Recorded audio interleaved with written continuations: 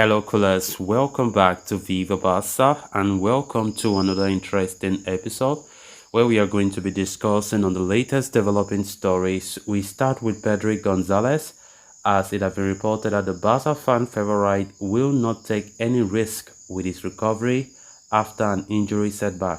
We are going to be discussing on that as we progress. Then secondly, talking about Andreas Christensen, as officially Barcelona have confirmed the nature of the defender's injury. We are going to be looking more on that as we move ahead. So guys, as we get right into the full story, please do ensure to subscribe to the channel if you haven't.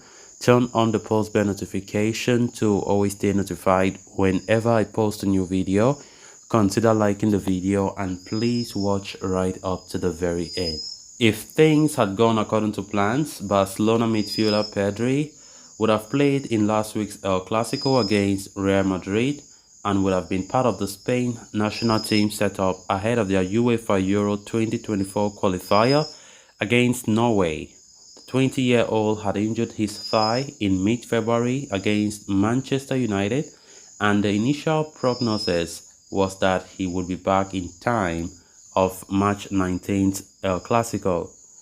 Things looked positive for Barcelona and Pedri as he started training with the team last week. However, 2 days before the game, it emerged that he felt discomfort during a training session. It was reported that the Spaniard's recovery had not been going at the expected pace, and as a result, he could be out for another month. Oh my God. Now, Sport is reporting that Pedri will not take any more risks with regards to his injury and recovery after the latest setback he suffered, which has meant that he will not be available to play in the Copa del Rey semi-final second leg against Real Madrid on April 5th. Ideally, Pedri would not have preferred to miss such a monumental clash, but is now not going to force himself back on the pitch and will give his injury sufficient time to heal as he wishes to play in the crucial matches towards the end of the season and possibly a cup final. The 20-year-old, whose entourage is upset with Barcelona for the injury setback, is not going to set a deadline for his return. He does not plan on returning to on-the-field action until he feels he is in perfect physical condition. Going by the current reports, Pedri could face 1 more month on the sidelines, which would mean he could potentially return against Atletico Madrid on April 23rd. However, he will not see that as a deadline and only consider returning when he feels he is fully ready. Pedri, in his young career, has already had several injury issues, so it becomes imperative that Barcelona take good care of this 20-year-old starlet and proceed with caution in his situation. Of course, Pedri's situation has not been good, honestly. Suffered a relapse yesterday and came as a big blow for us. Honestly, it's a bad news. Pedri, we know the impact that Pedri has had in this team for the seasons, for the 2.5 seasons that he has been here. And he's going to be a big miss, no doubt about that. Last season, he also had a lengthy spell with injury. So I think there should be a lot of concern about Pedri's physical conditions.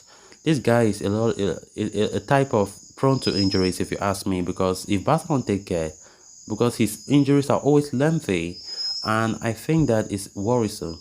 So we hope that the medical staff should take care of this guy very much, especially he's still very young, and for a 20-year-old player already having some long spells of injury, about 2 seasons in a row, is not a good thing, because he still has a lot to play. He still has a lot, and definitely it is a big blow. Let's face the fact that Pedri will be a big miss. We know that he is so instrumental in that midfield, and just imagine that another month without Pedri. Just imagine. Of course, we know without Pedri, Franchise have been there playing most of the times, and which means that another month Franchise will enjoy a lot of game time. And the good thing is, Frankisi is doing the job. Frankisi brings it in a different way. We know that Frankisi is not a technical player. He's more physical and he has a different test of the game. And I think Frankisi have been doing a magnificent job. That's why Xavi have always been playing Frankisi in every single game since Pedri have been out injured. And I think that even though we should be worried about Pedri's absence, I still believe that at least we should not be too worried because at least the midfield has a little bit of depth. Frankisi is doing a phenomenal job, if you ask me, and I think that he's going to do well again in the absence of Pedri for this 1 month. Then on to the final story of discussion. Barcelona's injury problems were heated up during the international break when Andreas Christensen picked up an injury while playing for Denmark against Finland. He was taken off before the 20th minute mark, with reports claiming that he would miss nearly a fortnight of football for Football Club Barcelona. Barcelona have officially confirmed the nature of the injury to the Danish international in an official statement on Twitter. Barca said, tests carried out on Saturday on the first team player Andreas Christensen have shown that he has an injury to his left calf, the statement read. Christensen is, therefore, unavailable for selection and will miss Barca's clash against Real Madrid in the Copa del Rey semi-final second leg. The Catalans are already missing Pedri and Ousmane Dembele for El Clasico due to injury, and could also be without Frenkie de Jong, who has picked up a muscle strain.